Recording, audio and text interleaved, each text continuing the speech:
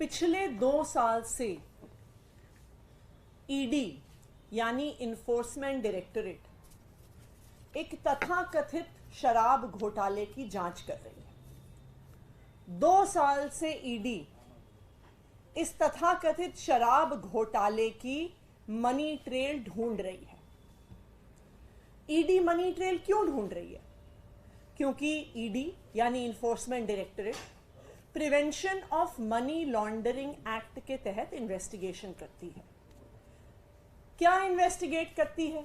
Money laundering का क्या मतलब हुआ कि कहीं से भी अगर कोई गलत तरीके से किसी ने पैसा लिया है तो वो कहां गया, किसके पास गया, कैसे इस्तेमाल हुआ, किसने इस्तेमाल किया, इसकी जांच करना ईडी का काम है। 2 साल से आम आदमी पार्टी से जुड़ी मनी ट्रेल को ईडी खोज ही रही है।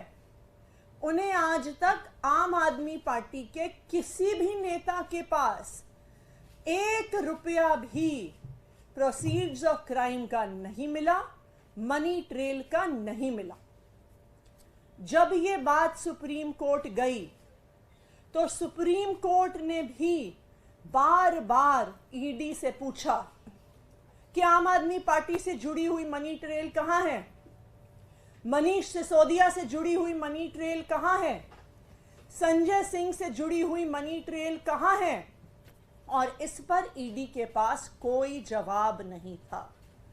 सुप्रीम कोर्ट ने अपने आदेश में बहुत स्पष्ट तौर पर कहा था कि जिस 100 करोड़ की मनी ट्रेल की ईडी बात कर रही है, जो आम आदमी पार्टी को वो कह रहे हैं गई है, जस्टिस संजीव खन्ना ने कहा कि ये मनी ट्रेल साबित नहीं हुई।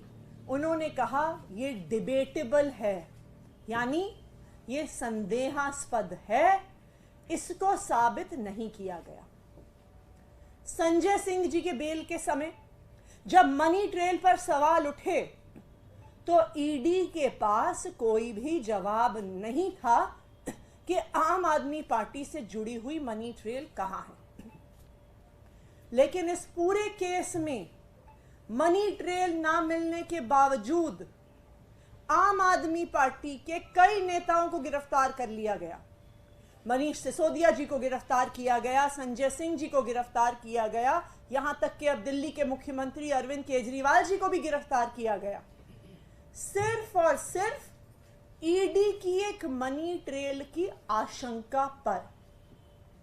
लेकिन 21 मार्च 2024 को इस लिकर पॉलिसी इन्वेस्टिगेशन में, इस लिकर पॉलिसी केस में पहली बार मनी ट्रेल का पुख्ता प्रमाण सामने आया है 21 मार्च को, कि किसने पैसे लिए, किसको दिए, कहां दिए, कब दिए, वो पैसे कहां गए, इसका पुख्ता प्रमाण 21 मार्च 2024 को सामने आ गया। आज उस बात को 16 दिन हो गए हैं। तो जब एक मनी ट्रेल की आशंका पर रेड होते हैं, समन होते हैं, गिरफ्तारियां होती हैं, तो एक पुख्ता मनी ट्रेल के आधार पर पिछले 16 दिन में ईडी ने कितने समन किए, ईडी ने कितने रेड किए, ईडी ने कितनी गिरफ्तारियां करी? और इसका जवाब यह है कि ईडी ने कुछ नहीं किया, क्योंकि ये मनी ट्रेल शराब कारोबारी शरद रेड्डी से भारतीय जनता पार्टी के अकाउंट में जा रही है। तो मैं आज ईडी से कुछ सवाल पूछना चाहती हूं। मेरा सबसे पहला सवाल इन्फोर्समेंट डायरेक्टरेट से कि पिछले 16 दिन में जब पुख्ता प्रमाण शराब कारोबारी साउथ लॉबी के शरद चंद्र रेड्डी से 55 करोड़ के चंदे का भारतीय जनता पार्टी को दिया गया, उसका जब एक पुख्ता प्रमाण आ गया है, तो पिछले 16 दिन में इन्फोर्समेंट डायरेक्टरेट ने इस पे क्या जांच करी है, कितने समन भेजे हैं, कितनी रेड करी हैं और कितनी गिरफ्तारियां करी हैं। ये है मेरा ईडी से पहला सवाल। मेरा ईडी से दूसरा सवाल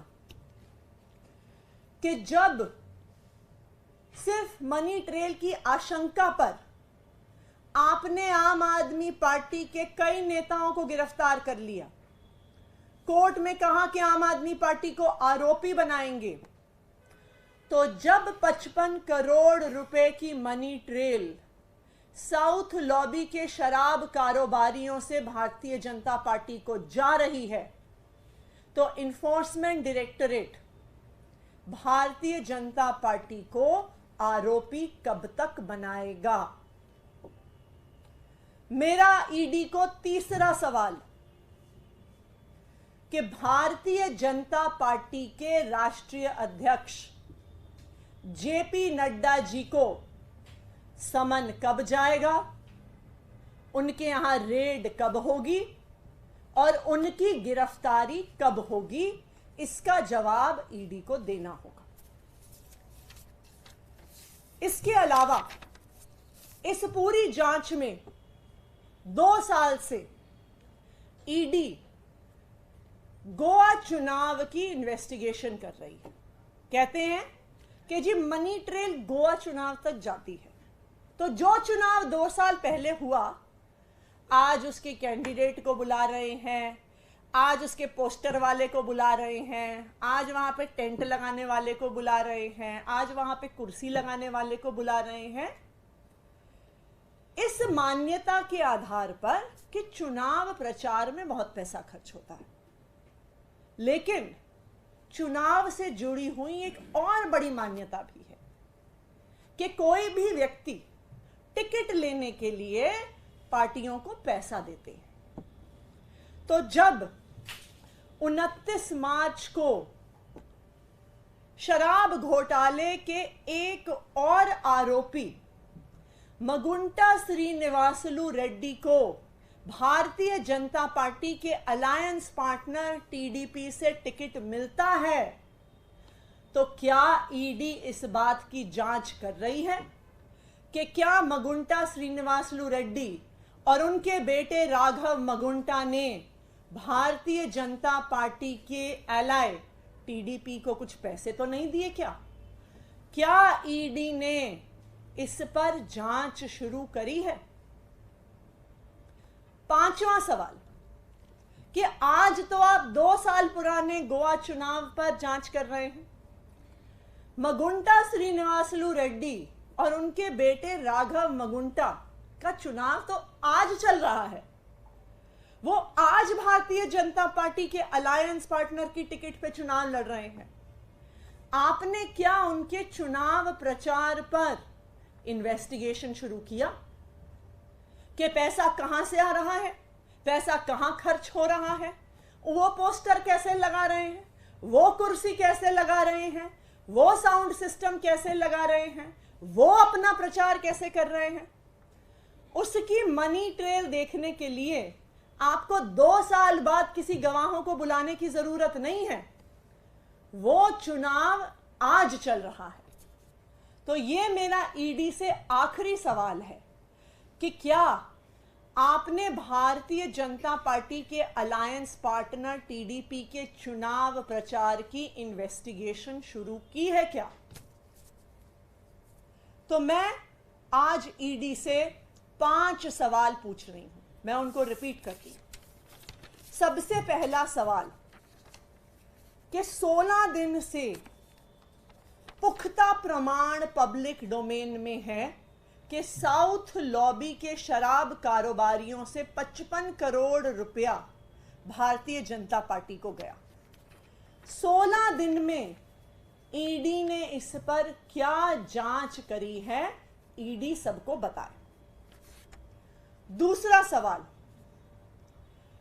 कि पिछले 16 दिन में भारतीय जनता पार्टी को कितने समन गए, कितनी रेड हुई, कितनी उनसे जुड़ी हुई गिरफ्तारियां हुई, ये बात ईडी सबके सामने रखी।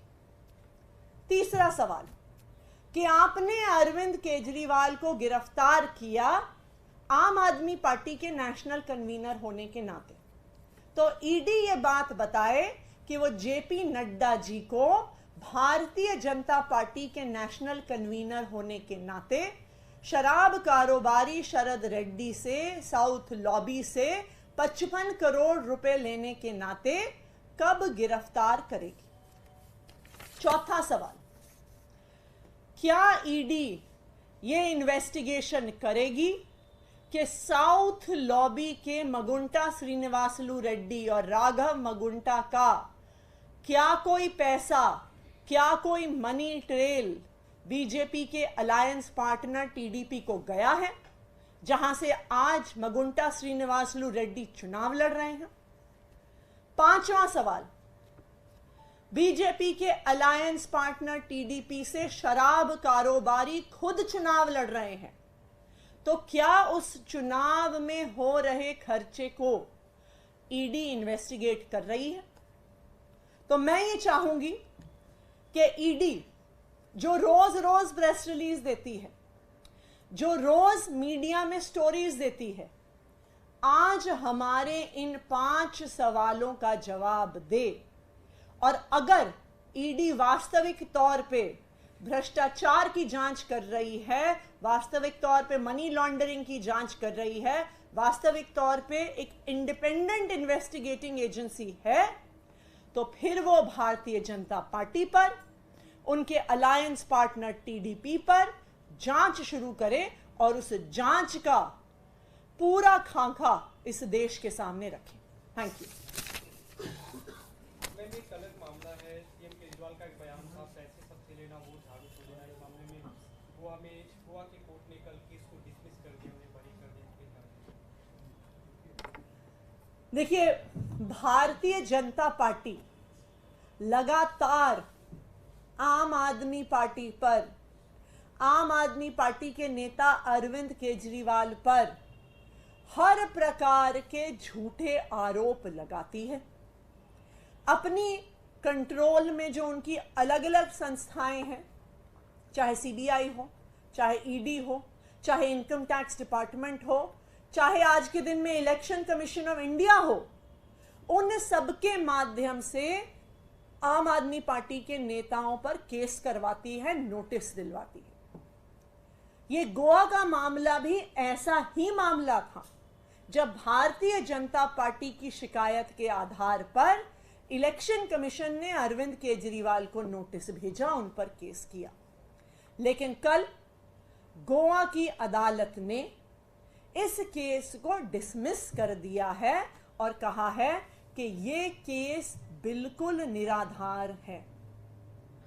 मैं भारतीय जनता पार्टी से एक ही चीज कहना चाहूंगी कि अगर आम आदमी पार्टी का राजनीतिक सामना करना है, अगर हमसे राजनीतिक लड़ाई लड़नी है, तो आमने सामने आके लड़ो, चुनावी मैदान में आके लड़ो।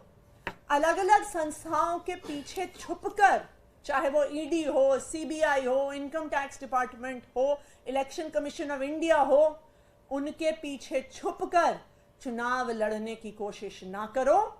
अगर हिम्मत है तो आमने सामने आकर अपने दम पर, अपने काम के दम पर आम आदमी पार्टी से चुनाव लड़ो।